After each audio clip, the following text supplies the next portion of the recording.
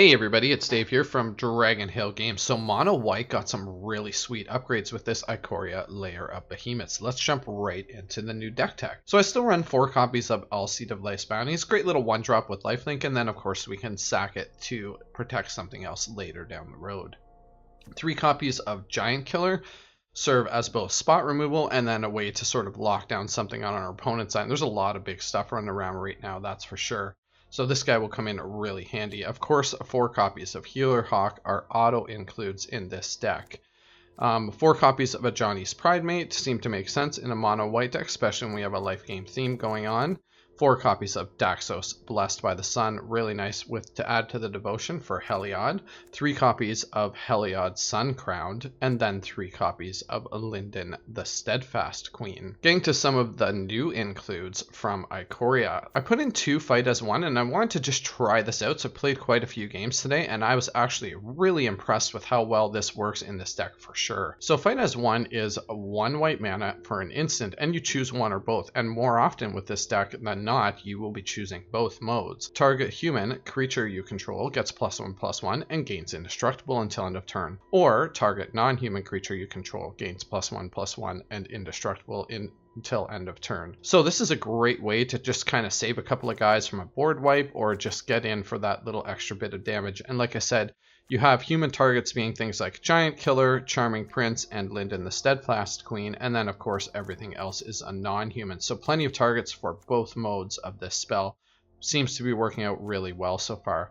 The one include that I was really super impressed with is the Ozolith.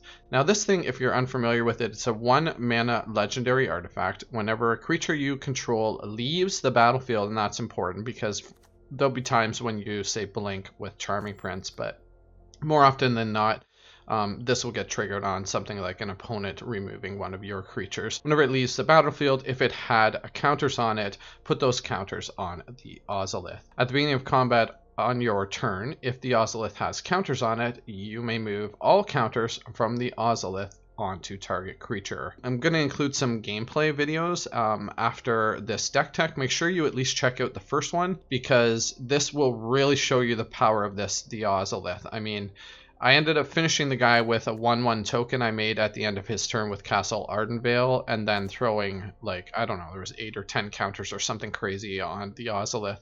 So then I just went to combat, put them onto the 1/1 token, and was able to finish him that way. This thing crazy. It's basically just really good solid value, especially in a deck like this with tons of counters going on things. I mean, you have Heliod putting counters on stuff. Luminous Broodmoth puts counters on things. Whenever they die, they get flying counters and things like that. And then, of course, you'll just have trigger counters from things like Daxos and all that kind of stuff.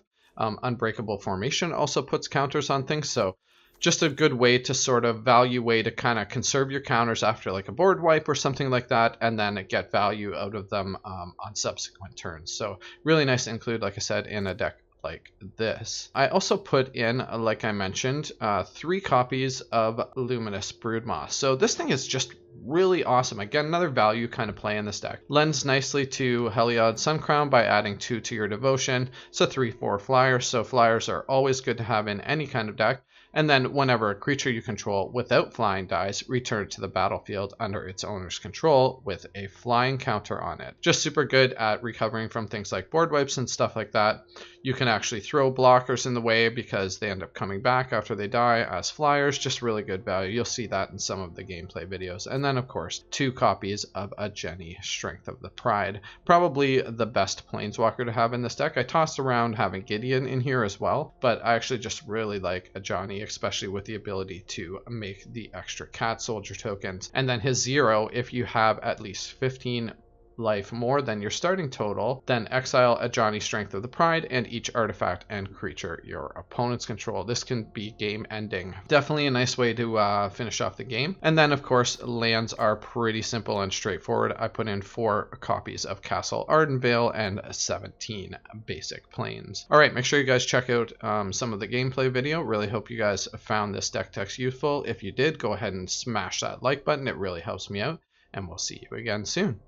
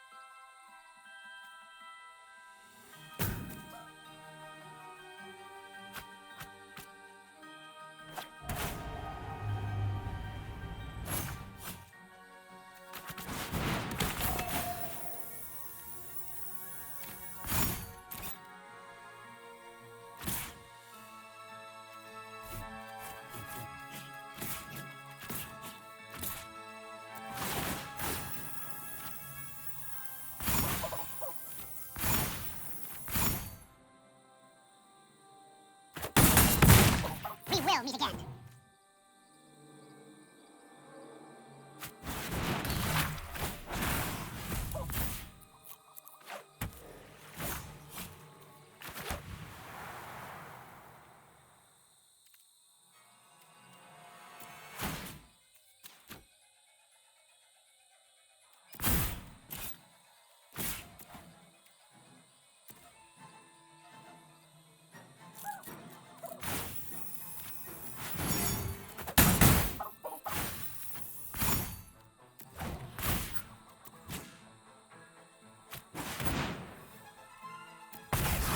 Let's slow this down.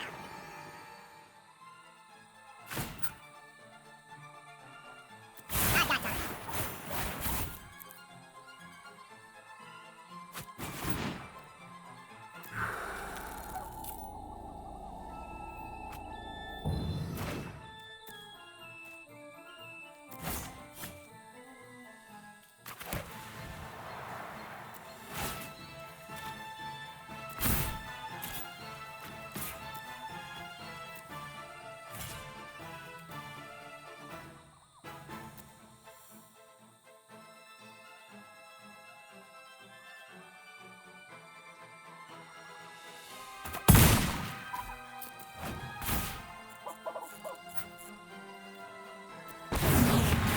Star will be mine.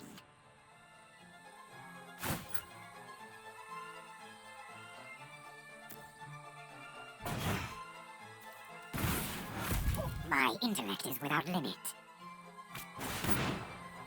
I know my responsibility.